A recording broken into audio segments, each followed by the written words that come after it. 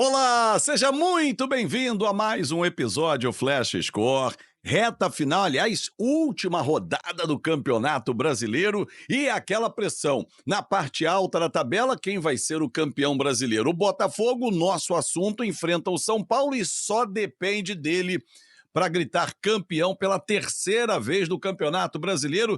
E eu já vou convocar o Eduardo Gerac. Edu, será que o Botafogo deixou chegar para fazer a festa no Newton Santos? Mas antes de você responder, lembrar a galera que o QR Code está aqui na tela para você.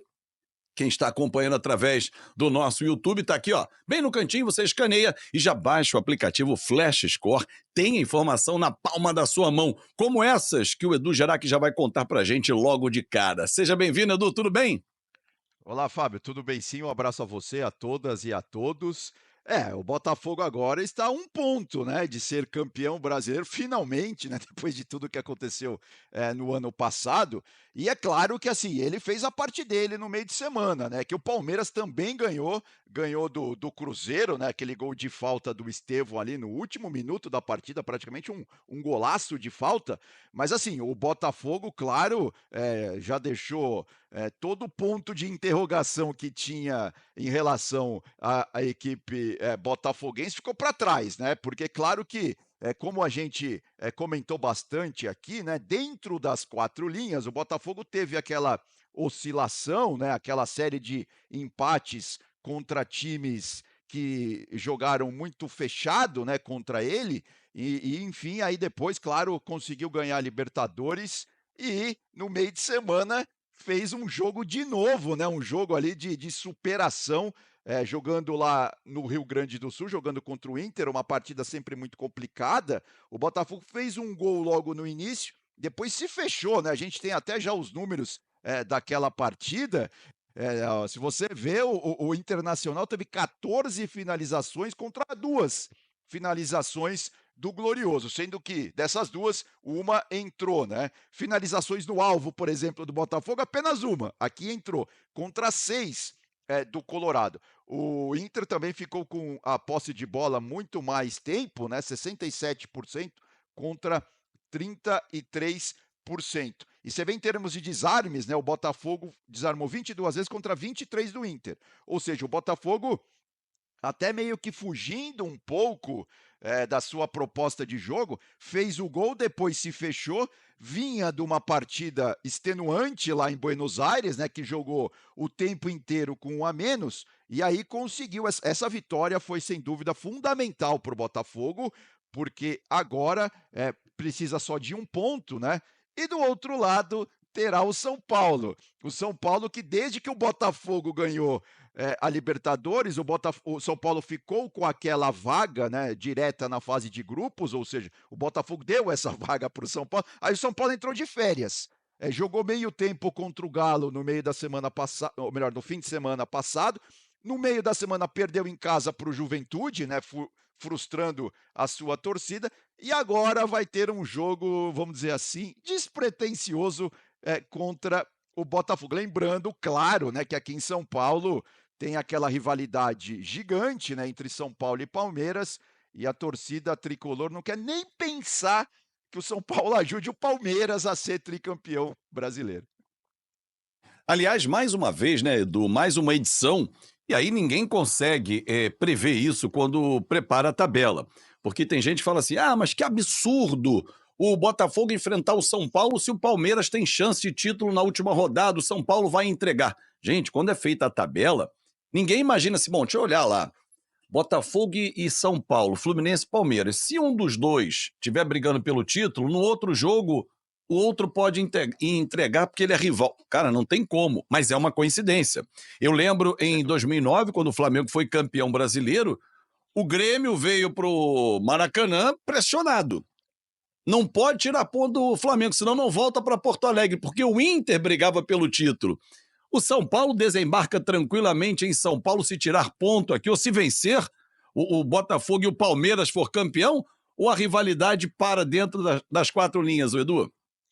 Ah, não, a torcida vai ficar brava, com certeza. É claro que os jogadores do meu dia, é claro que ninguém vai entregar. Tem 2 histórias, né, que eu tô me lembrando agora aqui de cabeça. Teve uma história, isso era Campeonato Paulista, ainda na época em que o Campeonato Paulista tinha uma importância ainda maior do que tem hoje.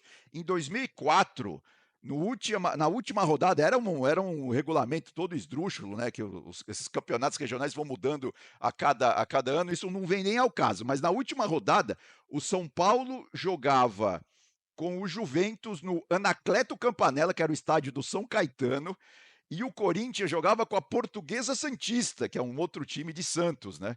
E o Corinthians podia ser rebaixado naquela rodada caso o São Paulo não. Caso o Juventus vencesse, né, o São Paulo, e o Corinthians precisava perder o jogo dele. O Corinthians perdeu da Portuguesa Santista por 1-0 e o São Paulo venceu por 2-1, 2 gols do Grafite. O Grafite que hoje é comentarista esportivo. O Grafite estava chegando ainda no São Paulo, isso foi 2004. 2005, aí sim, ele seria campeão da Libertadores e cairia ali nas graças da torcida do São Paulo. Mas como ele estava acabando de chegar do Goiás em 2004, ele já deu várias entrevistas sobre isso, ele quase teve que sair do São Paulo, porque a torcida do São Paulo encontrava com ele na rua e chamava ele de corintiano, falava que ele não era São Paulino, e ele é São Paulino desde criança, ele frequentava o Morumbi, ele ficou tão chateado com aquilo que ele quase mudou de time, porque o São Paulo, ganhando do Juventus aquela partida, fez com que o Corinthians não fosse para a segunda divisão do Campeonato Paulista, o que seria algo inédito, né, para a história do Corinthians. E teve É também, Fábio, verdade. Hã. acho que você vai lembrar, em 2010, o Fluminense estava. Isso é o Campeonato Brasileiro já, né? O Fluminense estava disputando o título com o Corinthians. E o Ele pegou o Palmeiras Guarani foi. no Newton Santos.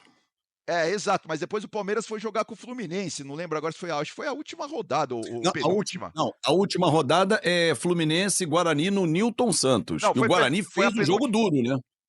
Exato, foi a penúltima rodada, foi a Isso. 37ª rodada, Fluminense e Palmeiras, e a torcida do Palmeiras até, cantou e, incentivou o Fluminense contra o próprio Palmeiras, porque a torcida do Palmeiras não queria ver o Corinthians campeão, né. Então isso acontece, não tem realmente, como você disse, não tem muito como prever, né. Então, e aí naquele ano, né, o Palmeiras até saiu na frente esse jogo, o Fluminense virou, e aí na última rodada o Fluminense foi campeão, o Corinthians ficou na segunda colocação. E o Palmeiras estava lá no meio da tabela, então aquele jogo contra o Fluminense não ia mudar nada para o Verdão. Então são histórias que realmente no campeonato por pontos corridos é muito difícil, né? Você prever todas essas combinações, né? Então acaba acontecendo isso. Assim, é claro que São Paulo não vai entregar, não existe isso e tal, mas que vai jogar num ritmo meio de férias, isso eu não tenho dúvida. Ah, não vai pisar no acelerador, porque ele tem outros interesses e cada um com seu interesse, cada um com seu problema para resolver. Agora, o Botafogo, o Edu, e você tem informações aí para trazer para gente, ele tem jogadores que têm se destacado muito.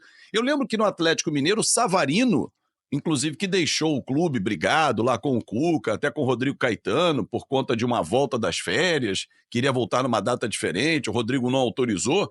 Ele tem sido um dos destaques do Botafogo nessa temporada. Foi ele quem fez o gol, inclusive. Está aí como o terceiro melhor garçom do Campeonato Brasileiro, Exatamente. mas ele tem feito golaços, né, cara? Ele fez esse contra o Internacional, que foi uma pancada numa jogada ensaiada. Aliás, mérito do Arthur Jorge, que ensaia muitas jogadas do Botafogo, hein? Não, sem dúvida, né, já tinha saído aquele gol, de jogada em ensaio, tudo bem que depois falaram que não era bem aquilo, que o ensaio não saiu tão bom, né, aquele gol contra o Palmeiras, né, no gol da cobrança de Do escanteio, Gregory. e agora exato, o gol do Gregory e agora o gol do Savarino. Não, sem dúvida, o Savarino eu acho que tem sido uma peça fundamental, eu até fiz questão de trazer aqui os números dele, né, sobre assistências, lembrando que o Rodrigo Garro, né, para quem está apenas nos ouvindo, Rodrigo Garro lidera as assistências no Campeonato Brasileiro, com 10 assistências. O Estevão é o segundo com 9. E aí aparece o Savarino com 7, o Ganso também com 7, o Matheus Pereira com 7, e depois o Lucas, né, que tem 6. Então essas são os principais garçons aí do campeonato, brasileiro. Não, mas sem dúvida, o Savarino tem sido uma peça importante, uma peça fundamental, ainda mais por causa disso, né, ele é muito bom em achar passes, né, além de estar fazendo gols, ele também é muito bom de colocar os companheiros na cara e até por causa dessas 2 últimas partidas do Botafogo, né, jogando mais fechadinho e indo para cima, o que deve ser diferente, eu acho que contra o São Paulo, o Botafogo vai para cima desde o começo, vai colocar toda a sua artilharia lá para trabalhar, mas o Savarino, sem dúvida, no meu modo de ver, aí, tem sido fundamental nesse meio-campo do Glorioso.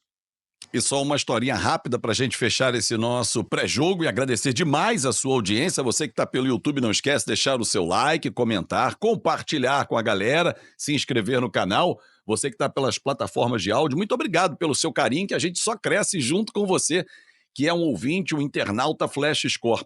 Você sabia, Edu, que é o primeiro grande título do dono da casa, que é o Botafogo. Inaugurado em 2007, o Newton Santos, quem foi campeão, a gente citou aqui o Fluminense, dentro do Newton Santos, aquele jogo com o Guarani foi lá. O Botafogo não tem uma grande conquista dentro do seu estádio.